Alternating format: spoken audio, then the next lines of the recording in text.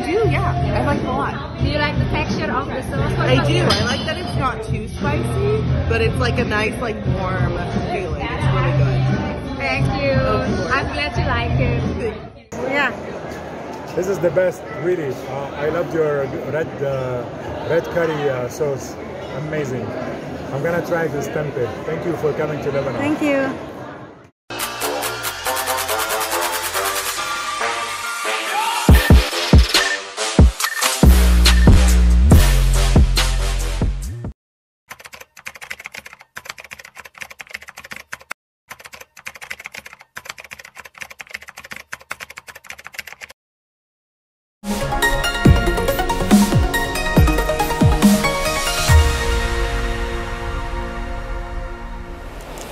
Dari dapur Unituti, bincang-bincang tipis-tipis kembali menjumpai Anda bersama saya Erman Tale Daulay di channel YouTube Tale Tries Info.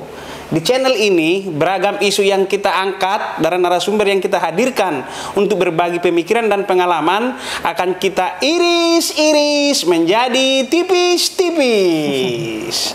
Pada tayangan kali ini kita akan mengangkat tema soal kuliner dengan topik atlet terjun payung sukses mendaratkan rendang di Amerika Serikat. Karena itu kita menghadirkan bintang tamu, ibu ataupun akrab dipanggil Unituti. Unituti. Beliau ini adalah atlet terjun payung. Sudah berapa kali terjun, Bu? Unituti? Sudah ribuan.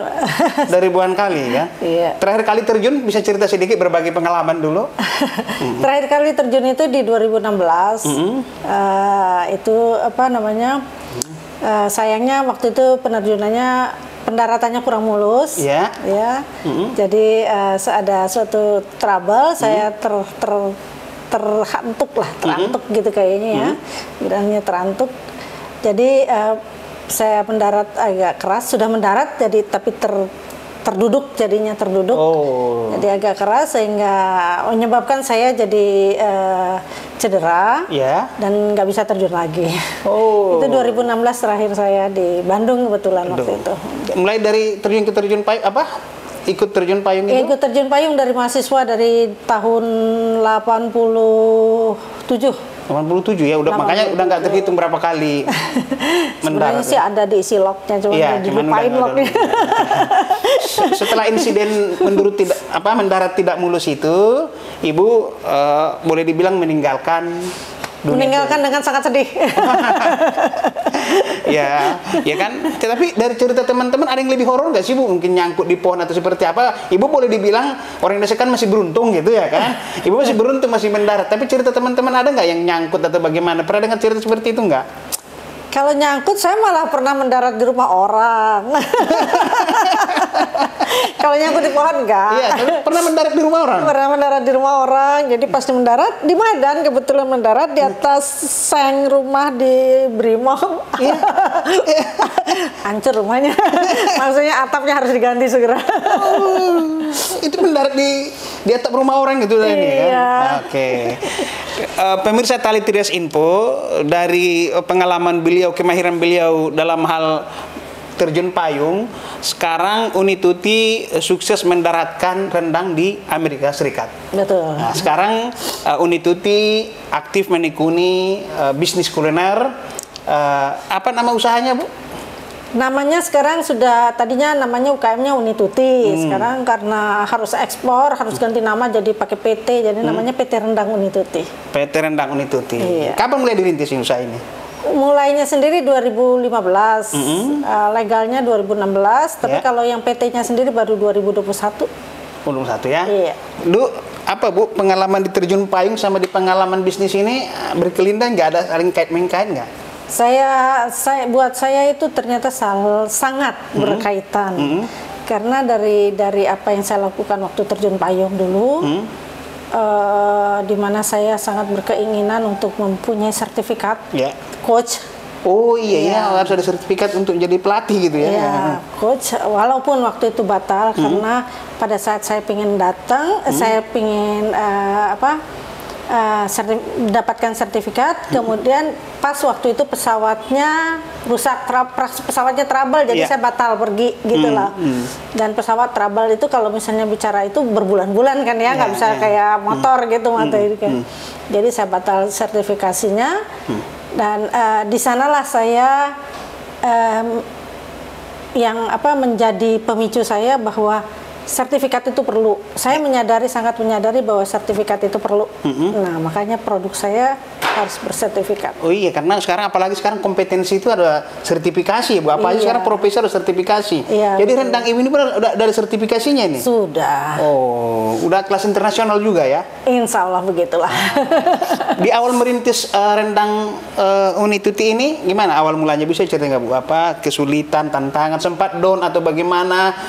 Optimisme, pesimisme gitu gimana Unituti? Ya, awalnya itu sangat tidak sengaja ya, karena awalnya tidak sengaja, jadi kami tidak terlalu mengalami up and down gitu ya. Maksudnya, jadi waktu itu tidak sengaja ada teman minta dibikinin rendang, kemudian pas waktu bikin rendangnya saya masukin sosmed, kemudian jadi viral. Jadi laku, ada order terus-terusan. Jadi kan kalau ada order kan saya kan kembali ke itu kan, saya nggak punya pengetahuan dalam hal makanan gitu kan. Jadi berarti saya harus belajar dong. Ya kan? Saya harus meningkatkan pengetahuan saya untuk makanan nih. Apalagi Bu dari Sumatera Barat juga ya. Iya, biarpun saya dari Sumatera Barat, tapi saya kan rendang saya harus aman kan. Iya. Orang harus percaya bahwa rendang saya aman gitu kan.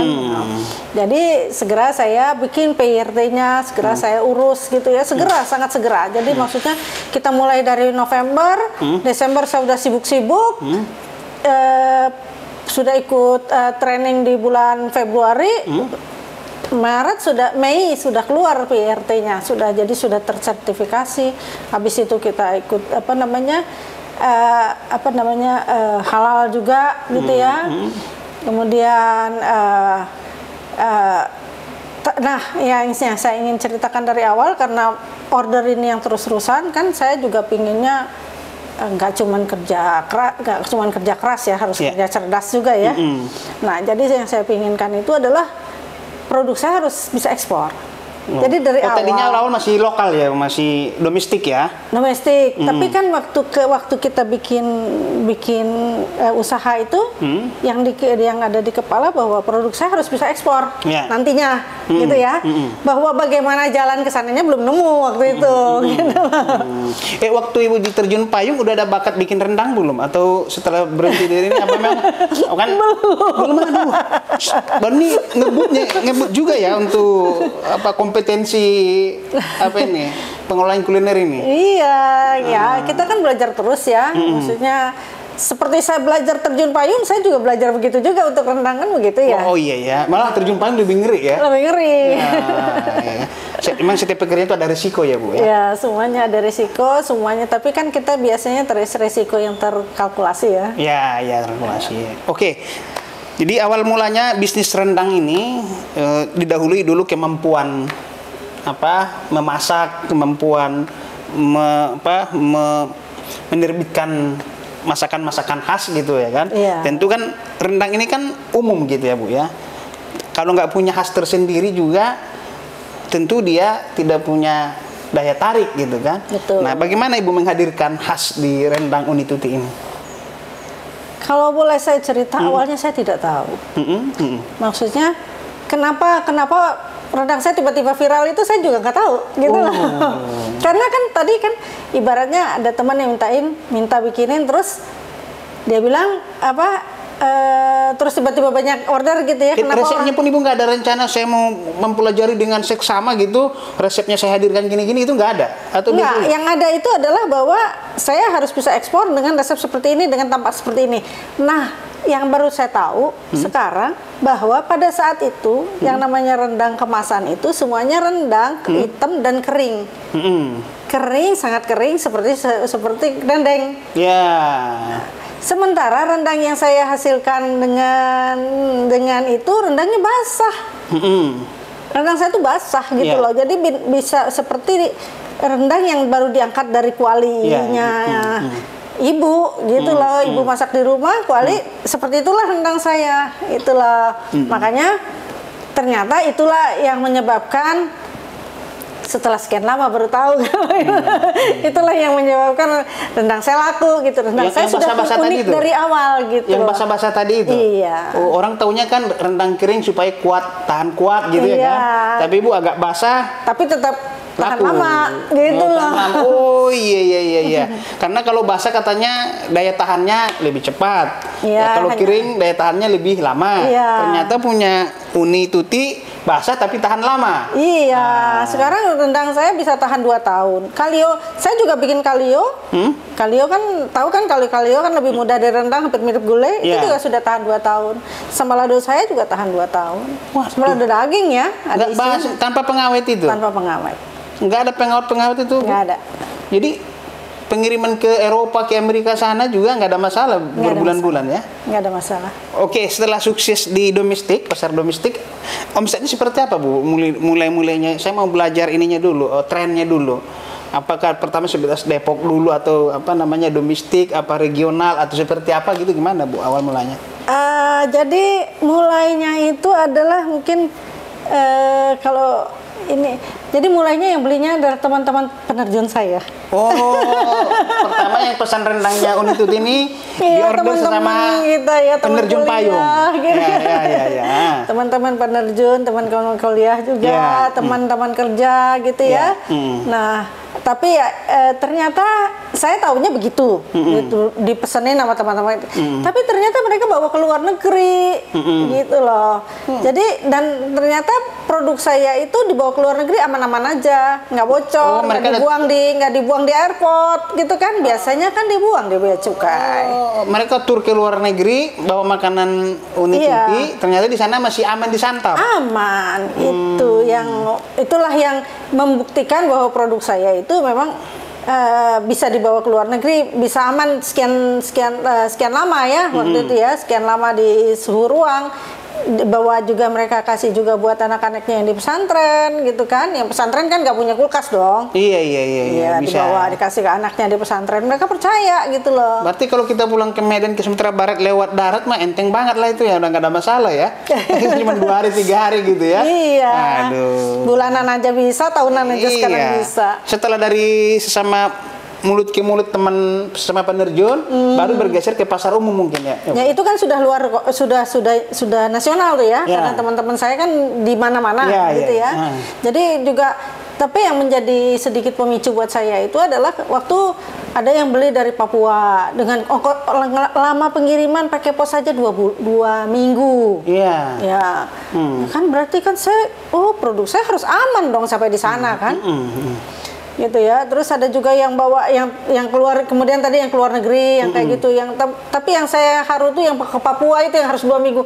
Ke luar negeri bisa 2 hari, ke Papua harus 2 minggu loh. Jangan salah dulu ya. Mudah-mudahan sekarang enggak. Sekarang rendangnya Uni Tuti ini sudah mendarat di negara mana saja? Jadi kalau mendarat di negaranya hampir seluruh negara ya. Maksudnya teman-teman suka ada yang testimoni dibawa di Kamboja, Vietnam, India kayak gitu ya. Mereka bawa ke Amerika juga Spanyol kayak gitu.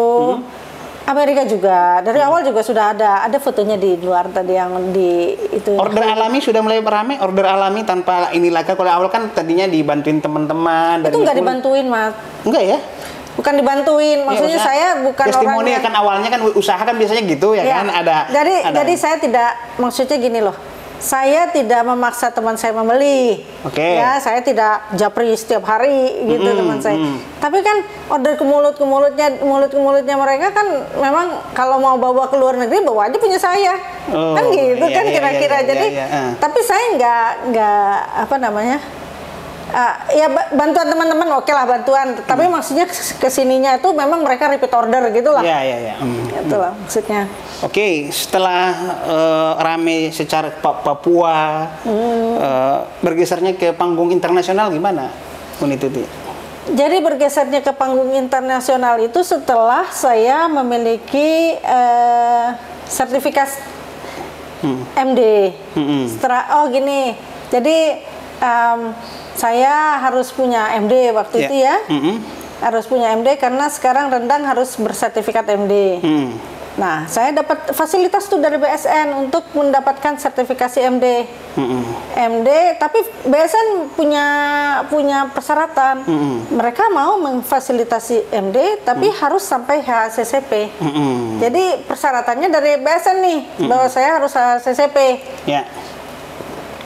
Nah, begitu MD saya selesai di tahun 2019, HACCP saya dapat tuh di 2021.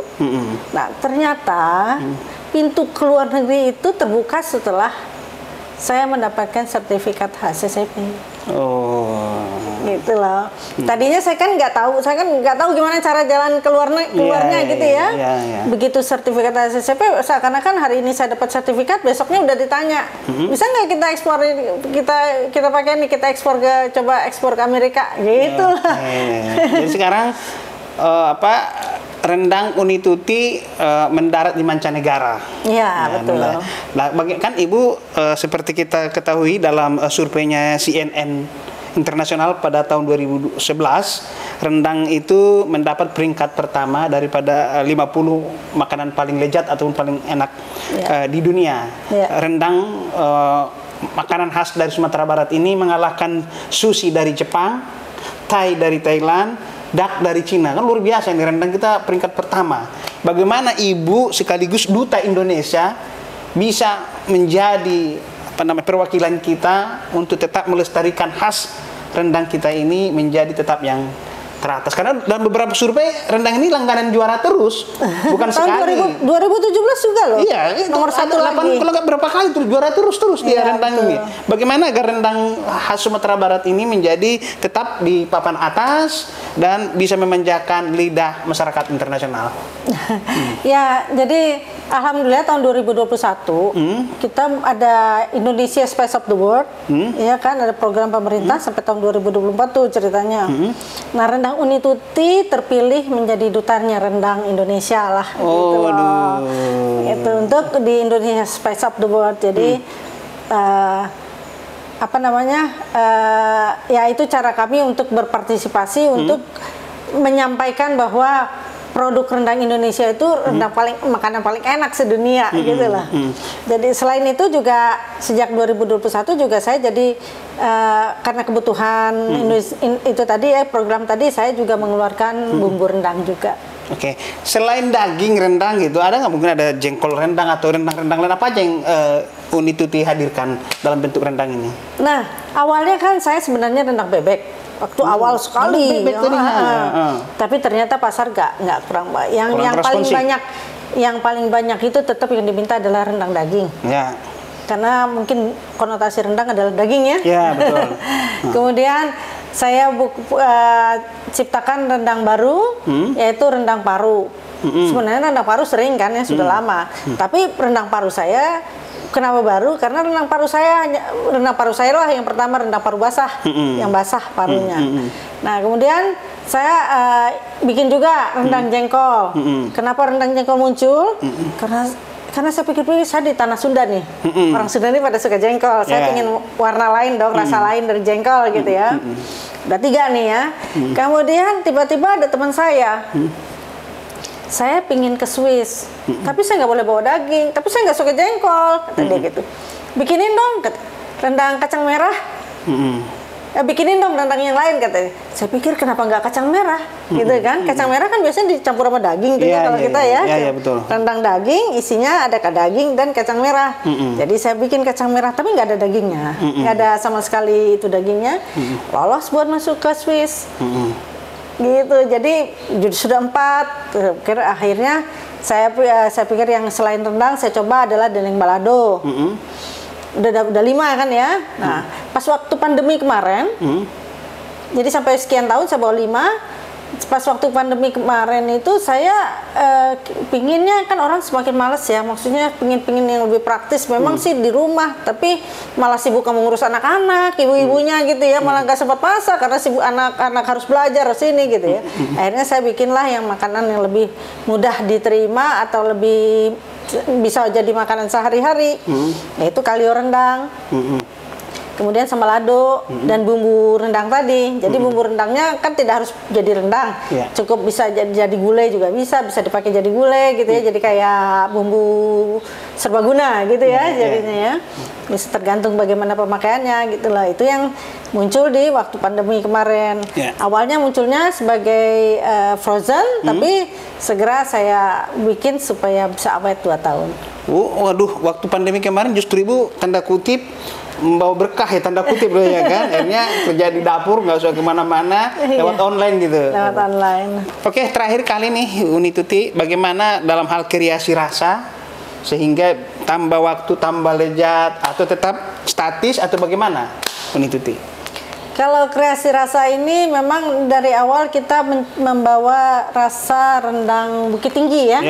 Jadi memang harus diketahui kalau masing-masing daerah tuh rasanya beda-beda gitu ya.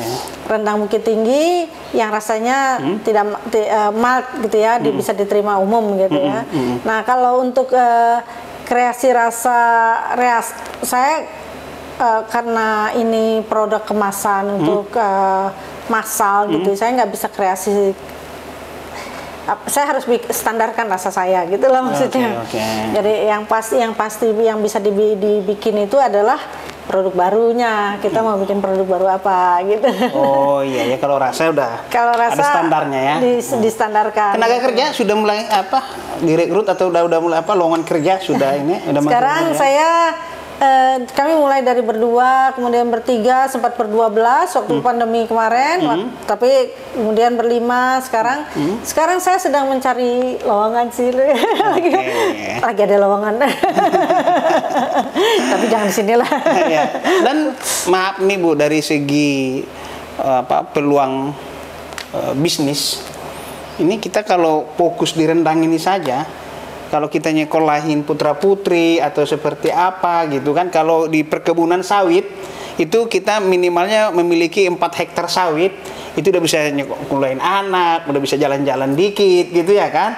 Kalau di rendang seperti apa Bu ininya untuk kita, ada teman-teman kita yang mau minat terjun ke bisnis rendang gitu, gimana Bu ini gambarannya? Jadi karena saya mulainya dari nol banget ya. Jadi kan uang yang saya miliki sekarang masih bagaimana memenuhi fasilitas produk gitu. Peralatan. Seperti tadi kan, abang kan beli sawit dulu dong 4 hektar. Nah, saya mencari sawit yang 4 hektar ini dulu nih. Oh, belum nyampe ke 4 hektarnya? Sudah sampai sih ke sini. Maksudnya baru punya. Jadi baru bisa sekarang itu barulah bisa sedikit lega gitu, karena semua proses produksi mesin produksi sudah punya gitu. Tapi kan itu butuh waktu karena saya mulainya dari nol. Kalau sebulan berapa kilo lah Bu baru ideal ininya penjualan kita di rendang ini? Ideal 100 kilo lah, 1 ton lah minimal, 2 ton kalau idealnya bisa napas sedikit mah. 2 ton? Iya. Rendang udah lumayan lah kehidupan bisnis rendang ini ya Bu ya. Udah bisa ke Bali, udah bisa ke Bandung weekend gitu. Seperti itu ya, 2 ton saya ya? Saya ke Beirut kemarin. Ke Lebanon? Iya.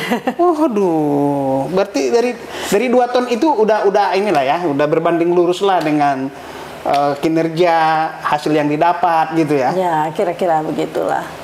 Bisa cerita profil Ibu dulu Bu, lahir di mana, nama lengkap siapa, biar pemirsa kita tahu. Saya Sri Yulia Stuti, lahir di Jakarta, 31 Juli sekian. Apa tahun berapa dulu? Asal, nenek, kakek? Keluarga asli dari Batu Palano, Bukit Tinggi. Ibu saya dan bapak saya kebetulan satu kampung, jadi kita masih punya ibaratnya tanah waris lah di sana gitu ya. Itu perlu, soalnya kalau bisnis rendang ditanyain asalnya dari mana. Kalau orang Padang, saya nanti orang Padang Sidimpuan. Saya Padang juga tapi Padang Sidimpuan, Padang Bolak. Jadi saya sekolah banyak SD, SMP, SMA itu di banyak kota gitu ya, karena keluarga bapak saya pindah-pindah. Saya kuliah terakhir di SMA di Bandung, kuliah di Bandung di Universitas Pajajaran di Fakultas Ekonomi Akuntansi. Lulus akuntansi tahun 1990. Udah tua, ada banyak nih angkanya. Kemudian kerja di Jakarta, kemudian ikut suami ke Medan. Pernah di kampung saya juga. Cukup lama di Medan, 12 tahun. Habis itu pindah lagi ke Jakarta, ke Depok sini. Tahun 2008. Sudah ketemu dengan Pak Erwin ya? Ketemu Pak Erwin. Pak Erwin masih baru di sini. Dan mulai terjun payung umur berapa dulu? 1986, 20-an lah, 19-an lah. 19-an lah. 18 saya rasa.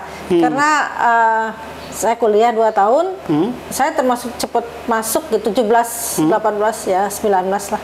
Oke, sekarang rendang Uni Tuti sudah mendarat di Amerika, Eropa, Asia. Afrika udah belum? Sudah ke ya? Windhoek ya, kalau nggak salah. Berarti udah internasional, pokoknya hampir seluruh benua lah ya? Iya. Australia juga semua ya? Itu yang kebetulan yang itu kan ada yang dititip, ada yang dibawa, ada yang di itu. Tapi kalau yang ekspor resmi saya yang ke Amerika tadi. Oke, terakhir kali apa obsesi Ibu di bisnis rendang ini? Saya obsesi khusus sih nggak ada ya, tapi saya pengennya rendang Indonesia, rendang Uni Tuti tepatnya ya, rendang Uni Tuti ini bisa dijual di supermarket di Arab Saudi. Oh iya, untuk bagi yang naik haji, umroh ya kan? Iya. Itu yang saya inginkan. Kenapa Arab Saudi? Karena Arab Saudi boleh daging. Oke. Kalau yang lain nggak boleh daging nih. Nggak boleh ke Eropa kita ngirim rendang daging, nggak boleh? Kalau bawa sendiri saya kurang tahu, tapi banyak yang bawa sendiri. Tapi kalau yang ke Amerika rendang apa yang dikirim ke Amerika itu? Rendang jengkol sama rendang kacang merah. Oh, daging nggak ya? Daging. Oke. Terima kasih Uni Tuti bersedia dibincang tipis-tipis. Kami berdoa semoga bisnisnya tambah lancar, tambah maju dan bisa menularkan ke generasi-generasi yang lain. Amin. Oke. Demikian bincang tipis-tipis bersama Uni Tuti.